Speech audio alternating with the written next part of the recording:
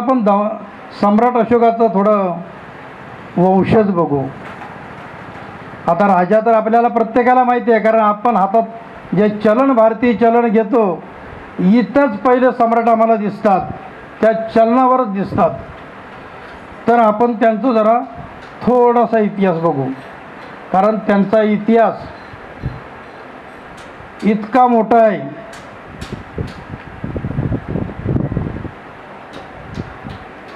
सम्राट अशोकाचे पूर्वज आजोबा चंद्रगुप्त मौर्य,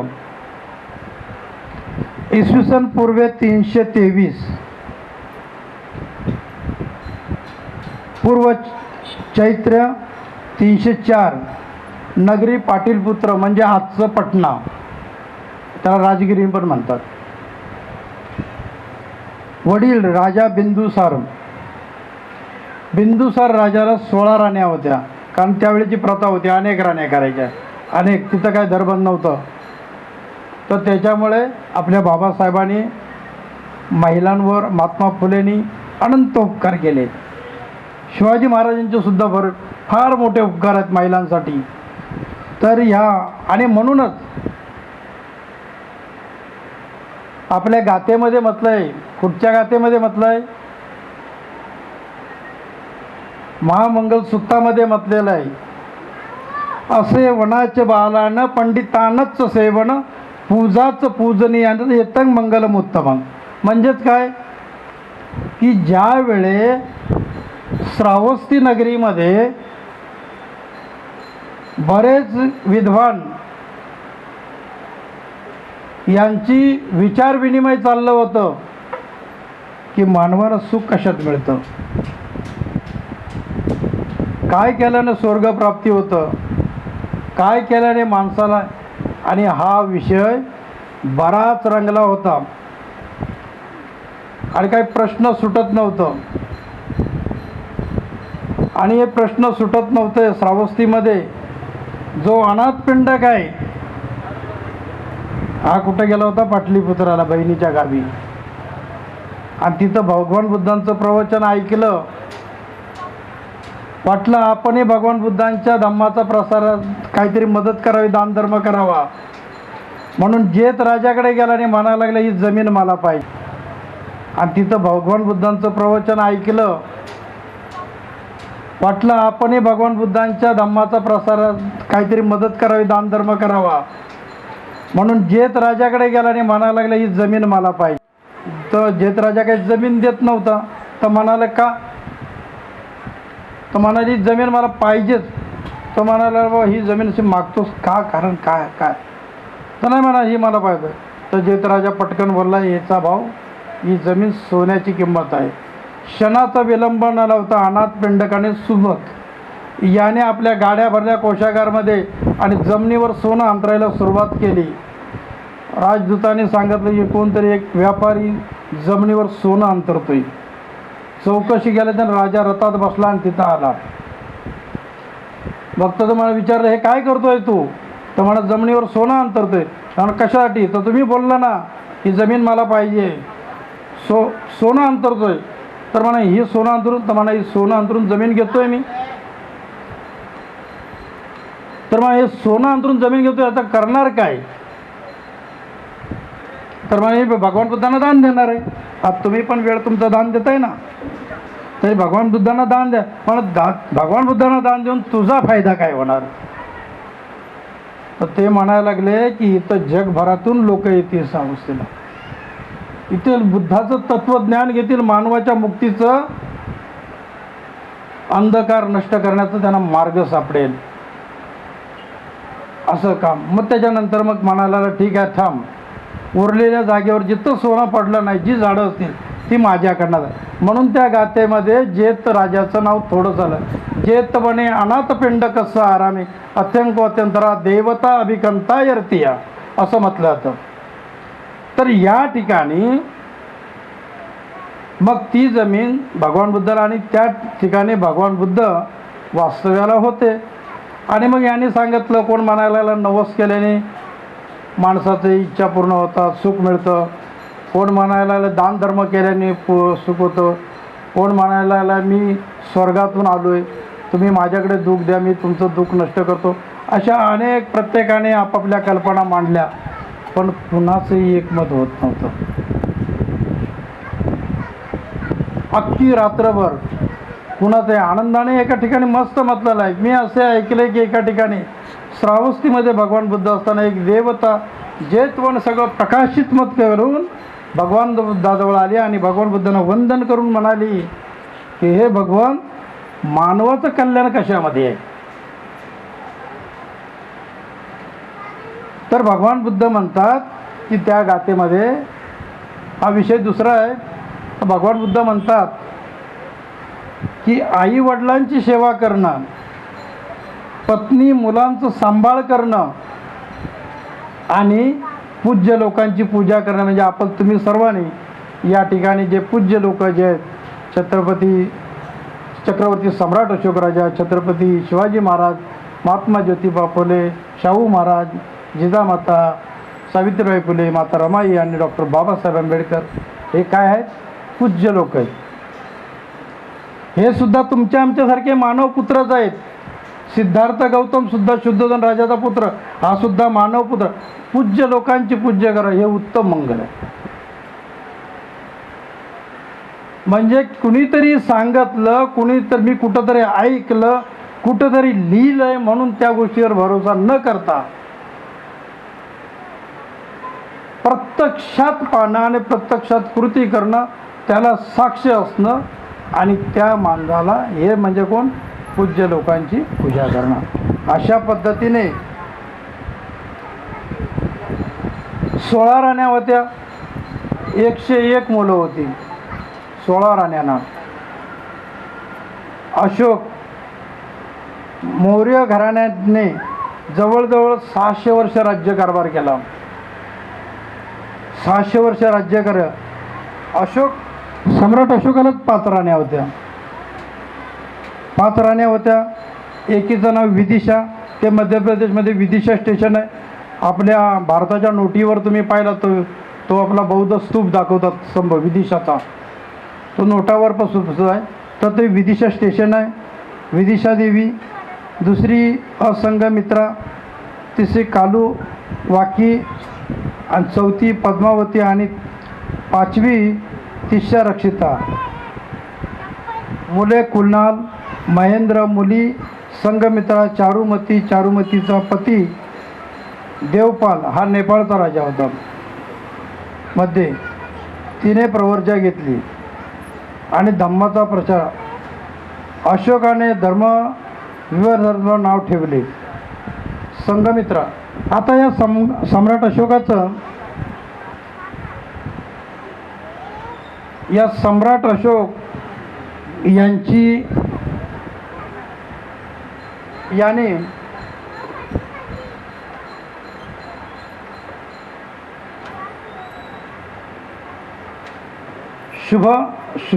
शुभदांगी ही त्यांची आई होती. ही ब्राह्मण कन्या होती आणि ही राजा बिंदुसारची होती. तर सम्राट अशोक ज्यावेळे राजा बिंदुसारचा मृत्यू जवळ आला, त्यावेळे राजगादीचा वारसा कोणाला द्यायचा म्हणून त्यांचा मोठा मुलगा सुमेध त्यांना बोलावलं, सम्राट अशोकांना बोलावलं. पण सम्राट हा सत्तेचा फार लालची होता. अशोक सत्तेचा 99 भावांची कत्तल केली, पहिले मारून टाकले सगळे भाऊ. एक भाऊजे उरली, ती चंडालिकेच्या वस्तीमध्ये गेली आणि तिने एका निग्रोध नावाच्या झाडाखाली निग्रोध नावाच्या बाळाला जन्म दिला आणि ती चंडालिका वस्तीमध्ये राहिली. पुढे तो भिक्षू होता. तर अशा पद्धतीने याने मारल्याच्या नंतर वयाच्या 25व्या वर्षी त्याने स्वतःचा राज्याभिषेक करून घेतला. आणि राज्याभिषेक करून घेतल्यानंतर सम्राट अशोक एकामागून एक राज्य जिंकतच चालला होता. असा फुकट सम्राट झालेला नाही. सर्व जगावर त्याने आपलं आधिपत्य गाजवलं आणि शेवटचं राज्य होतं ते कलिंग. सगळे राजे महाराजे त्यांना शरण गेले सम्राटाला, कारण इतका क्रूर आणि भयानक राजा होता. पण कलिंग मात्र येत नव्हतं. कलिंग राजाला समजवलं, सगळ्या गोष्टी केल्या, तरी येत नव्हती. शेवटी कलिंगाचं युद्ध झालंच. 1,00,000 लोक जाग्यावर मारून टाकली, 1,50,000 लोकांचं जखमी करून टाकली. रणांगणावर रक्ताचा खच पडला, माणसं तुडत, वास सुटला दुर्गंधी. आणि त्या रस्त्याने निग्रोध नावाचे भंते चाललेत. सम्राट अशोक रथात बसलाय, स्वतःची छाती थोपटून घेतोय, मी आज चक्रवर्ती सम्राट झालो, मला कोणीही आज माझ्यावर युद्ध करायला शिल्लक मी राजा ठेवला नाही. आणि अशा पद्धतीने स्वतःला आनंद मानत घेत असताना त्या ठिकाणी चारिकेसाठी भंते निघालेत. आणि भंते म्हणतात काय, बुद्धं शरणं गच्छामि धम्मं शरणं गच्छामि संघं शरणं गच्छामि. भंते त्रिशरणाचा निनाद करत त्या रणभूमीवरून चाललेल्या चारिकेसाठी, भिक्षेसाठी सम्राट अशोकाला वाटलंय की भंते आलेत रणांगणावर मला आशीर्वाद देण्यासाठी. म्हणाले, या भंते तुम्ही या, तुमचं स्वागत आहे, मी चक्रवर्ती सम्राट झालोय, तुम्ही मला आशीर्वाद द्या.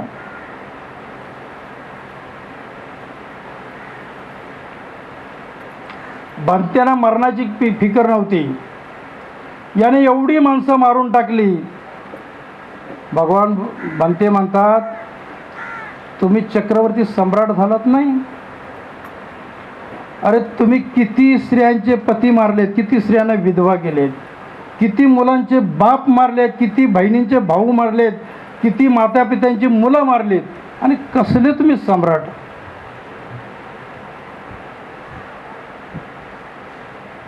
पश्चाताप झाला.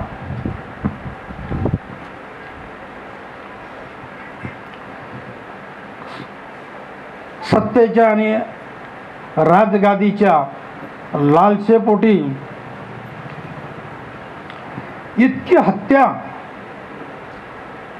आणि मग आपल्या कार्यशाळेमध्ये आला, आपली तलवार म्यान केली आणि जाहीर केलं की आजपासून मी युद्ध करणार नाही. ते गाणं पण आहे छोटंसं, मला पूर्ण गाणं येत नाही. कलिंगातल्या रण मैदानी झाला रण संग्राम. त्या संग्रामामध्ये त्या सम्राटाच्या लखलखती तलवार काय आली, तुटून पडली आणि त्याने म्यान केली तलवार. आणि मग बौद्ध धम्माचा ज्या ज्या ठिकाणी बुद्ध गेले, ज्या ज्या ठिकाणी भगवान बुद्धांनी प्रवचन केले, त्या सगळ्याचा त्याने शोध घ्यायला, अभ्यास करायला सुरुवात केली. स्वतः बौद्ध धम्म स्वीकारला. हे दुसरं धम्मचक्र परिवर्तन. आणि 84,000 स्तूप, 84,000 गुंफा, 84,000 लेणी. आज जे आपण लेण्या पाहतो ना, हे आपल्या जवळची इथली बोरवलीची कान्हेरी गुंफा वगैरे, या अशा लेण्या संपूर्ण सम्राट अशोकाने सगळ्या कोरल्याने आपली जेवढी संपत्ती होती ती बुद्धाच्या धम्माला वाहन केली. आणि मग विचारलं, 500 भिक्षूंचे चिवर उतरवले, अरहंत झालेला दुसरी धम्मसंगीती झाली. त्या धम्मसंगीतीमध्ये जे काही आऊत भिक्षू होते, जे धम्माचं पालन करत नव्हते, पण राजाश्रय होता त्यावेळे, आणि अशा भिक्षूंची चाचणी करून त्यांचे चिवर उतरले 500 भिक्षूंची आणि सफेद वस्त्रामध्ये पाठवले. आणि 10,000 अरहंत झालेल्या भिक्षूंना त्याने योगदान दिले. असा हा राजा. पुढे त्याने विचारलं की आता मी धम्माचा दायक झालो का? तर भंते म्हणतात नाही. म्हणजे एवढं अख्खं आयुष्य संपूर्ण धम्मासाठी वेचलं, दान केलं, तरी धम्माचा दायक नाही. मग काय करावं लागेल? तर राजा म्हणायला लागला, तुला तुझ्या मुलानं धम्माला दान द्यावं लागेल. मग सम्राट अशोकाने आपली पुत्री संघमित्रा आणि मुलगा महामहेंद्र यांना भिक्षुक बनवलं आणि धम्माला दान दिलं. त्याने श्रीलंकेत जाऊन बौद्ध धम्माचा प्रचार आणि प्रसार केला. अनुराधापूरमध्ये बौद्ध वृक्षाची जी शाखा आजही आपण या ठिकाणी, म्हणजे इथूनच बुद्धगयेतून ती अनुराधापूरमध्ये पाठवली.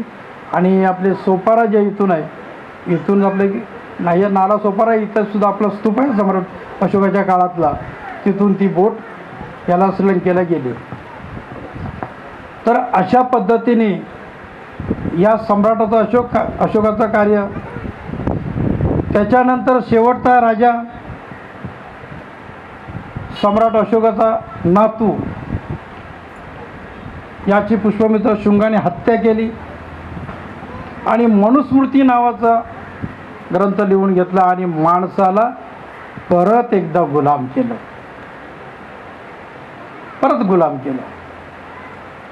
मग छोटे छोटे राज्य, मग अनेक बायका करणं, स्त्रियांची इज्जत न राखणं, आणि अशा अनेक घटना घडल्या की त्या एक एक सांगताना भयानक आहे, इतक्या भयानक. आणि मग 16व्या शतकामध्ये छत्रपती शिवाजी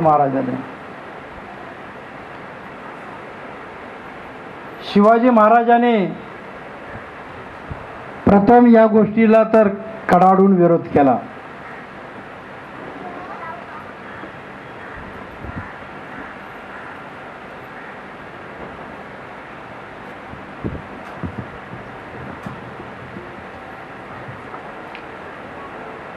शिवाजी महाराजांनी, गोविंद पानसरे लिहित आहेत, ब्रिटनमध्ये जगाचा इतिहास अभ्यास करीत असलेल्या मार्क्सने सुद्धा निष्कर्ष काढला होता. मार्क्सने त्या थोर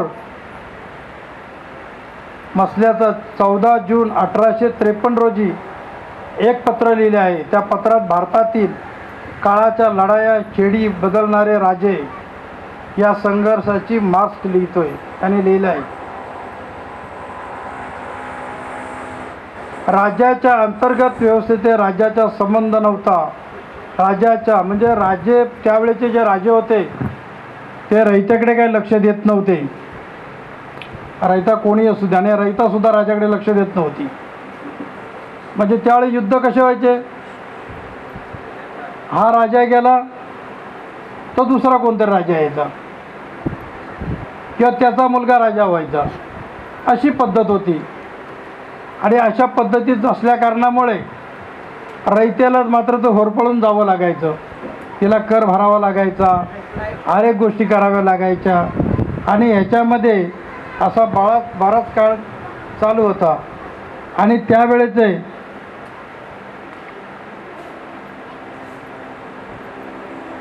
फरक पडत नव्हता. त्याच्यानंतर शिवाजी राजांचं कार्य सुरू झाले. शिवाजी राजे झाले आणि एकदम बदल झाला आणि रयत यांचा संबंध आला.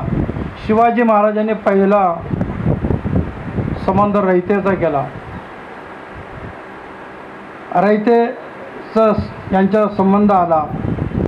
राजा रयतेला दिसू लागले आणि शिवाजी महाराज हे रयते म्हणजे आपण जे आज आपले मावळे जे म्हणतो ते त्यांच्यामध्ये दिसू लागले, भेटू लागले. त्याने विचारपूस करू लागला. त्यांचा छळ होऊ नये म्हणून दक्ष राहूला, त्यांना मदत व्हावी म्हणून राज्य चालवू लागला. जहागीरदार, देशमुख, वतनदार, पाटील, कुलकर्णी याच्या बेलगाम व्यवहाराला लगाम घालू लागला. कारण हे त्यावेळेचे जे कर वसूल करणारे जे लोक होते ते शिवाजी महाराज. वतनदार हे मालक नाही तर ते राजाचे नोकर आहेत असे शिवाजी महाराजांनी सांगितलं. राज्याचे नोकर आहेत असे शिवाजीराजे सांगू लागला. रयतेला अनुभव येऊ लागला. व्यवहार राज्याचे नियंत्रण आले. त्याने कसे वागावे कसे वागावू नये याचे नियम झाले. रयतेला दाद मागण्याचे धाडस आले. रयतेने केलेल्या तक्रारीची चौकशी होऊ लागली. प्रसंगी मजूर वतनदारांना जरब बसेल अशी कठोर शिक्षा होऊ लागली. त्याच्यामध्ये या ठिकाणी रांजाच्या पाटलांची एक गोष्ट प्रसिद्ध आहे. एक गरीब शेतकऱ्याच्या तरण्या पोरीला दिवसा ढवळ्या त्याने सर्वांसमक्ष उचलून नेलं होतं आणि त्या पोरीची त्याने दुर्व्यवहार केला. त्या पोरीने शेवटी जीव दिला. सारा गाव हल्ला पण मुकात राहिला, कारण याची दात कुठं मागायची. काही दिवसानंतर शिवाजी महाराजांच्या कानी ही गोष्ट आली. पाटलाच्या मुसक्या घालून पुण्याला आणले आणि हातपाय तोडण्याची शिक्षा झाली. त्या मुलीचा विनयभंग केल्यामुळे शिवाजी महाराजांनी त्या पाटलाचे हातपाय तोडण्याची शिक्षा केली, अंमलात आणली आणि सर्वीकडे आश्चर्य पसरले. गरीब रयतेच्या शिवाजी राजावर आणि गरीब रयता ही शिवाजी राजावर फिदा झाली. 1678 मध्ये सुकुजी गायकवाड नावाच्या सेनापतीने बेळवाडीच्या किल्ल्याला वेढा घातला. किल्ल्याचे किल्लेदार एक स्त्री होती. तिचे नाव सावित्रीबाई देसाई. या बहादूर स्त्रीने 27 दिवस किल्ला लढवला, पण सकुजीने शेवटी त्याच्यावर विजय मिळवला. विजयाचा उन्माद भावनेने सावित्रीबाईवर त्याने वाईट विचार करून बलात्कार केला. ही बातमी शिवाजीने ऐकली. महाराज संतापले. त्याने सकुजी गायकवाड याचे डोळे काढण्यास लावले व त्यास जन्मभर तुरुंगात टाकले. असा शिवाजी महाराज हा स्त्री जातीचा सन्मान करणारा राजा होता. लावले. त्या स्त्रियांची इज्जत कायम राहिली पाहिजे, मग ती कुणीही असो, असं शिवाजी महाराज त्यावेळेस. कल्याणच्या सुभेदाराची सून